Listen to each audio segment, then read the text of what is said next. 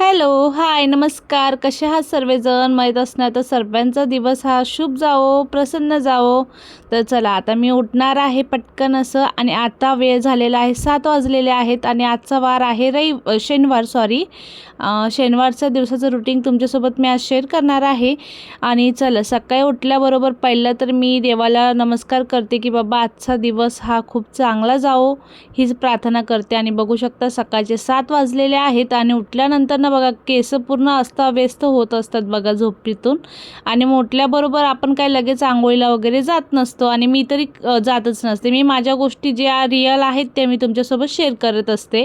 तर आता बघा, सर्वात पहिलं तर मी केस वगैरे पहिला व्यवस्थित असे करून घेत असते आणि त्यानंतर ना आपलं जे पुढचं रुटीन असेल, कामं असतील, ते सर्व गोष्टी करत असते. तर आता ते व्यवस्थित केलं. त्यानंतर ना आले किचनमध्ये आल्यानंतर ना पहिलं तरी माझं काम असतं गॅस ओटा, किचन ओटा पुसून घेणं. कारण की रात्रीच्या वेळेस ना कॉकरेज वगैरे भरपूर असे फिरलेले असतात आणि मी रात्रीच भिजवून ठेवत असते मेथीचं पाणी. आणि सध्या आता माझं डाएट प्लॅन चालू आहे. तर माझं जे 15 दिवसाचं चॅलेंज घेतलेलं होतं ना मी, ते तुम्हाला मी एकदाच नंतर सांगणार आहे. कारण की आता कंटिन्यू कधी कधी होते किंवा नाही होते, त्यामुळे ना मी परत कन्फ्यूज झालेली आहे. त्यामुळे असो. तर आता हे बघा, मेथीचं पाणी मी पीत असते दररोजच्या दररोज. मला एक दिवस पण चुकत नाही. मेथीचं पाणी नसलं तरी पण मी ब्लॅक कॉफी पीत असते, म्हणजे माझं डेलीचं रुटीन ठरलेलंच आहे. तर त्यानंतर ना मग मी पाणी पिल्यानंतर ना बाथरूमला वगैरे जाते. बाथरूमला फ्रेश होऊन आल्यानंतर ना पहिला मी वेट करत असते. ते वेट बघू शकता 65 पॉईंट काहीतरी आपलं 35 आलेलं आहे. तर वेट काही कमी जास्त होतच असतं आणि मी हे वेट मशीन 10 वेळेस उतरून खाली बघत असते, म्हणजे 2-3दा क्लिअर करत असते नाही का, की बाबा कमी जास्त काय होतंय का. त्यानंतर ना मग आपलं जे आहे बिछाना वगैरे उचलून घेत असते. आणि आता एवढं ऊन म्हणजे ना इतका लवकर उजेड येतो ना, 6 वाजता एकदम उजेड पडलेला असतो बाहेर. कारण की आता सध्या उन्हाळ्याचे दिवस चालू आहेत आणि इतकं प्रचंड प्रमाणात गरम होतं ना आता खूपच जास्त. 7 वाजताच ऊन एकदम कडक ऊन येत असतं आता. तर असो, चला आता हे बघा, मी आता पटकन असं बिछाना वगैरे घडी घालून घेणार आहे आणि पूर्ण तुमचं दुपारपर्यंत मी तुमच्यासोबत माझं रुटीन शेअर करणार आहे. तर आरवचा आज एक्झाम होता, तो म्हणजे कोणता, तर त्याला सूर्यनमस्कार वगैरे म्हणजे जे आपलं स्पोर्ट्समध्ये मध्ये आणि परत मेडिटेशन वगैरे ह्या सर्व गोष्टी त्याला करून दाखवायच्या होत्या. तर तो डेली तर करत नसतो माझ्यासोबत, पण म्हणलं चल बाबा आज थोडंफार तर करून बघ, ट्राय कर, आलं तर आलं. तर त्यासोबत तेच मी घेत होते व्यायाम, त्याला सूर्यनमस्कार शिकवत होते. त्याबरोबर मयंक पण मध्ये करत होता आणि मयंक पण करत होता. हाच थोडासा वेळ पोरांसोबत पण जात असतो. आणि त्याला सकाळी मी त्याला तेच सांगत होते, बघ असं कर तसं कर. आणि बस मला येतात पण करायचा कंटाळा असतो नाही का. पण मग मी आता करणारच आहे आणि करतच असते. थोडेफार तरी ॲक्टिव्हिटी चालूच असतात माझे. काहीच नाही जमलं तर मग आपले स्टेप्स तरी चालत असते नाही का, आपले चक्रा वगैरे मारत तर असतेच मी. तर हे बघा, हे आरवला मी शिकू राहिली व्यवस्थित की आपले जे पाया आहेत ना मागचे, सूर्यनमस्कार करताना कधी पण पूर्ण टेकले पाहिजे, उभे नाही ठेवले पाहिजे कधी पण. कारण की मी जेव्हा क्लासला होते ना, योगा क्लासला पण मी गेलेली, म्हणजे 1-2 ते 3 महिने तरी मी योगा क्लास लावलेला ना, त्यावेळेस मला भरपूर गोष्टी कळाल्या. नाही तर मी पण भरपूर अशा चुका करायची सूर्यनमस्कारमध्ये वगैरे. आणि सूर्यनमस्कारचे प्रकार भरपूर आहेत बरं का, 3-4 प्रकार आहेत आणि मी कधीतरी तुम्हाला ते सर्व दाखवेलच. तर बघा, आता हे आरवला भरपूर वेळेस 10 वेळेस सांगितलं, त्यानंतर त्याला थोडंफार यायला लागलेलं आहे. आणि त्यात हे बघा, मयंक गाडी घेऊन आला खेळायला. त्यानंतर त्याला मेडिटेशन शिकवलेलं आहे थोडंसं आणि मी पण तेच करत बसले, त्याला पण करायला लावलं. आणि इथं मयंक ना माझं जरासुद्धा ऐकत नसतो, अशी गोष्ट आहे. त्यानंतर हे भ्रमरी काय म्हणतात ह्याला माहीत नाही, पण खूप प्रसन्न वाटतं बरं का ह्या गोष्टी केल्या की. खूप छान वाटते, एकदम माइंड फ्रेश होऊन जातं आणि सकाळच्या टायमात केलं की अजून जरा भारी वाटतं बरं का ह्या सर्व गोष्टी. तर आता मी ते करून घेतलं. त्यानंतर आता मी झाडू वगैरे मारून घेणार आहे आणि मी आंघोळीच्या पहिलेच ह्या गोष्टी करते, म्हणजे कसं घाम पण आला ना आपण तर मग नंतर एकदाच आंघोळ करून निघून येतो ना आपण, त्यामुळे मग मी आंघोळीच्या पहिलेच व्यायाम वगैरे काय असेल ते करून घेत असते. त्यानंतर आता मी झाडू वगैरे मारून घेत आहे आणि जिथं मी गेली तिथं पोरं असतात आणि पोरांना घेऊन खरंच करणं, सर्व गोष्टी हँडल करणं खूप म्हणजे खूप कठीण असतं बरं का. पण असं चला आपल्याला आता करायचंच आहे म्हणलं तर काय. आणि मी काय आतापासून नाही तर माझा मयंक इतका लहान होता तेव्हापासून करते आहे. पण बघू आज नव्हतं तरी सक्सेस भेटेलच, त्याचा प्रयत्न चालू आहे. मध्ये थोडा गॅप पडला ती माझी चुकी झालेली आहे, पण आता ह्याच्यापुढं मला चुकी अजिबात करायची नाही. जसं माझं कंटेंट चालू आहे तसं मी आता कंटिन्यू करणारच आहे. त्यामुळे माझ्या चॅनलला तुम्ही सबस्क्राईब करून ठेवा आणि भरपूर असं प्रेम द्या, सपोर्ट करा, तेवढीच आशा आहे बरं का. आणि माझं कंटिन्यू असणार आहे. आणि पोरांना सांभाळून ना खरंच खूप अवघड आहे आणि आता पोरांना सुट्ट्यासुद्धा लागणार आहेत. ते तर तुम्हालाही माहिती असेल, त्यांचे एक्झाम वगैरे तर झालेलेच आहेत. तर आता हॉलमध्ये वगैरे पण व्यवस्थित असं झाडून घेणार आहे.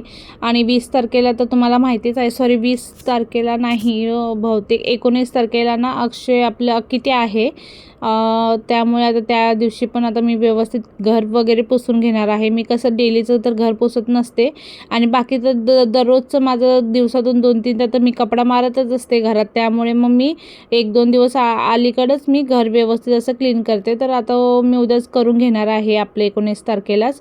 त्यामुळे म्हणलं आज मी काय घर वगैरे पुसलं नाही आणि पोरं घरात असले की जास्तच घाण करतात आणि आता उद्या तर करणारच, पण मग आपलं सणासुदीला तेवढंच केलं ना खरं फ्रेश वाटतं आणि भरपूर भारी वाटतं बरं का सणाला वगैरे. आणि ते पण तुमच्यासोबत मी रुटीन शेअर करणार आहे, मी काय काय करणार आहे ते पटकन.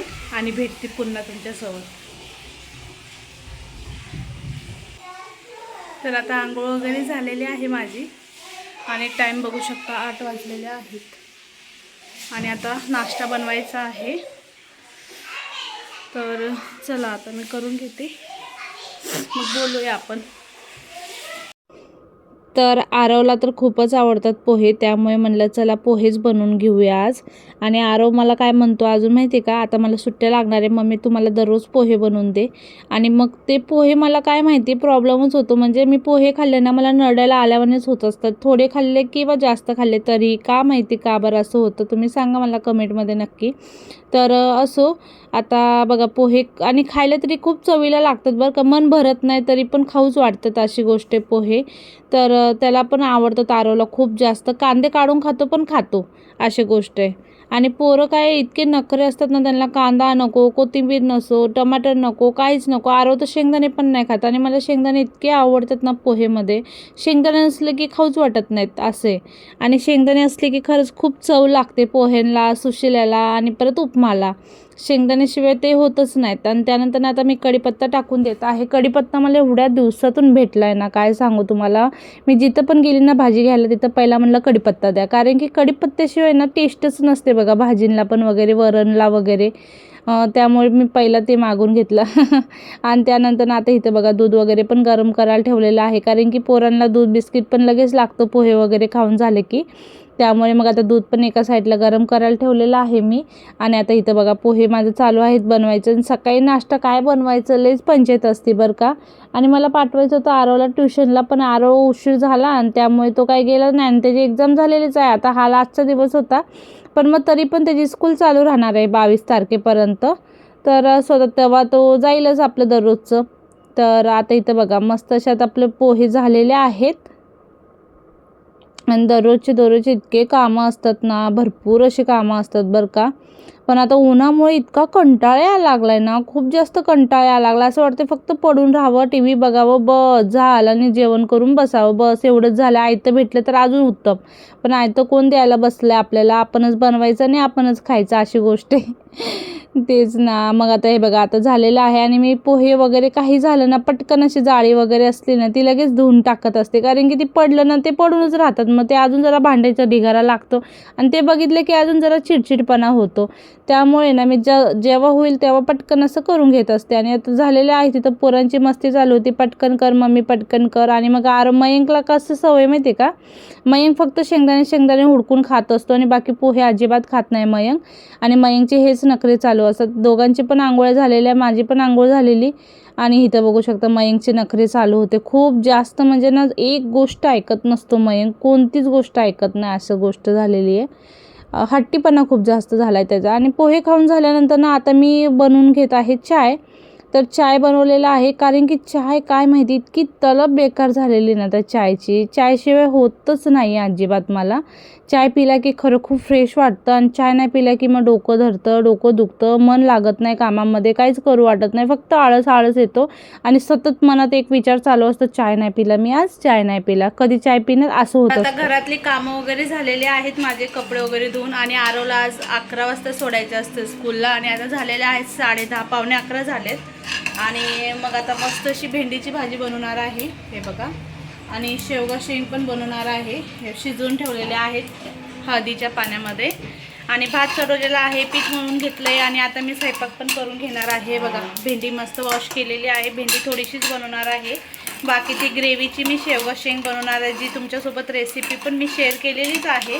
तर आता चला पटकन अशी भेंडीची भाजी फ्राय करते. तर चला आता तुम्ही कंटिन्यू राहा. तर मी पूर्ण स्वयंपाक वगैरे करून घ्यायचा विचार केला आणि 11ला तर आरवला मला शाळेला पण सोडायचा होता, पण म्हणलं आता चला आता हातासारखं करूनच घ्यावा. आणि मला सारखं येणं जाणं बाहेर आलं गेलं की मग लय कंटाळा येतो आल्यानंतर. आणि बाहेर इतकं ऊन लागतं ना, खूपच ऊन लागतं आणि उन्हातून आलं ना मला काहीच करू वाटत नाही, नाही का. मग आता एका साईडला बघा मस्त शेवगा शेंग आणि बटाट्याची रस्स्याची भाजी बनवणार आहे, त्यानंतर ना मस्त अशी भेंडी बनवणार आहे, बघू शकता तुम्ही.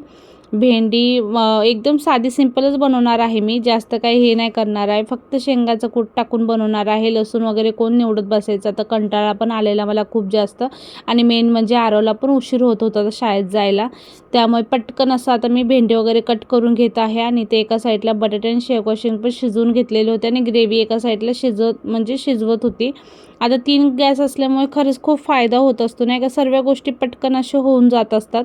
आणि भात पण एका साईडला मी लावून दिलेला, असा माझा पूर्ण स्वयंपाक मी करून घेत होती. पीठसुद्धा मळून ठेवलेलं एका साईडला. आरवला पटकन अशी एक चपाती करून त्याचा डब्बा पण बांधून दिलेला मी. तर आता चला भेंडीची तुमच्यासोबत रेसिपी शेअर करणार आहे. तर एका साईडला आता ना मी भाजीचं दुसऱ्या साईडला ठेवणार आहे आणि जिथे एकदम फास्ट आहे ना गॅस तिथे आता मी भेंडी चढवणार आहे, जेणेकरून पटकन असं होईल आपलं स्वयंपाक पण. आणि आता इथं बघू शकता झालेलं आहे. आता मी तेल टाकलेलं आहे आणि जिरं टाकलेलं होतं फक्त आणि फक्त. आणि त्यात भेंडी टाकून एक फक्त 2 ते 5 मिनटं आपल्याला वाफवून घ्यायचे आहे. तर आता पटकन असं मी मिक्स केलेलं आहे आणि मिक्स करून झाले की आपल्याला वाफवून घ्यायचं आहे 5 मिनटं, तरी 5 ते 10 मिनटं. आणि भेंडी शिजायला काही वेळ लागत नाही, पटकन अशी शिजते आणि प्रत्येक पोरांना आवडते बघा भेंडी, लहान पोरांना.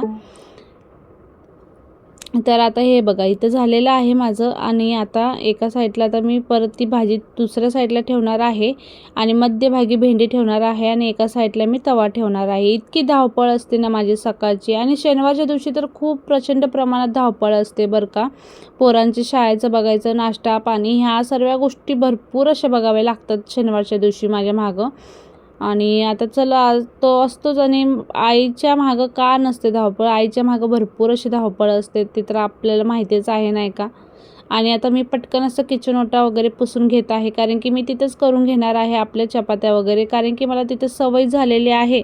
आणि त्यामुळे मी तिथंच करून घेत असते चपाती वगैरे, आपलं काही पण असलं तरी पटकन असं होऊन जातं नाही का. आणि आता फक्त भेंडीमध्ये हलकं फुलकं आपलं लाल चटणी पावडर, हळदी पावडर, धना पावडर एवढंच टाकणार आहे. आणि ते नंतरनं थोडं फ्राय झालं की त्यानंतर त्यात शेंगदाण्याचं कूट टाकायचं आहे आपल्याला. तर आता बघू शकता मी मीठ पण टाकलेलं आहे थोडं चवीनुसार आणि ते मिक्स करून घ्यायचं आहे. आणि त्यानंतर आपल्याला टाकायचं आहे त्यामध्ये शेंगदाण्याचं कूट. तर बघा आता मी टाकलेलं आहे. आता चला ह्याच्या पुढं ना मी आता काय काय करते ते तुम्हाला पुढं बघायला भेटेलच. आणि आतापर्यंत चॅनलवर असाल तर लाईक आणि कमेंट करायला विसरू नका. तर चला आता कंटिन्यू राहा. आता आपली इथं बघू शकता ग्रेव्हीसुद्धा मस्त अशी शिजलेली आहे. तेल मस्त असं साईडला झालेलं आहे ग्रेव्हीला आणि त्यामध्येच आता मी टाकून देणार आहे बटाटा आणि शेवगा शेंग आणि हे पण व्यवस्थित असं मी मिक्स करून घेणार आहे. आणि त्याच्यात आता जेवढं पाहिजे रस्सा तेवढा ठेवायचा आहे आणि मीठ थोडं कमीच ठेवायचं कारण की आपण शिजवताना मीठ टाकलेलं होतं. तर आता हे सर्व व्यवस्थित असं मी मिक्स करून घेतलेलं आहे आणि आता त्यात मी पाणी वतून देत आहे जेवढं पाहिजे तेवढं. तुम्ही गरम पाणी वतू शकता, मी थंडच पाणी वतलेलं कारण की इतकी गडबड होत होती ना मला खूप जास्त अशी. तर आता मी पाणी वतलेलं आहे त्यामध्ये. तर आता पटकन असं मिक्स करून घेणार आहे आणि एका साईडला त्याला शिजायला एका ठेवून देणार आहे. तसं तर शिजलेलंच आहे बटाटे वगैरे. आणि आता इथं बघू शकता भेंडीसुद्धा मस्त अशी झालेली आहे आपली. आणि साधे सिंपल जेवढं करून आपण तेवढं छान होतात. आणि भाजीला बघू शकता मस्त अशी तरी पण आलेली होती. तुम्हाला पुढे दाखवतेच मी व्यवस्थित. आता इथं मला गडबड चालली होती खूप जास्त, त्यामुळे पटकन असं मी आरोचा टिफिन पण पॅक करून दिलेला आहे. त्यानंतर त्याला स्कूलला वगैरे पण सोडून आली आणि स्कूलला सोडून आल्यानंतर लगेच मग मी फुलके बनवायला घेतले कारण की ह्यांना तेलाची चपात्या नाही आवडत. म्हणून मग पटकन असे फुलके केलेले आहेत आणि सर्वांसाठीच मी फुलके करून टाकलेले आहेत.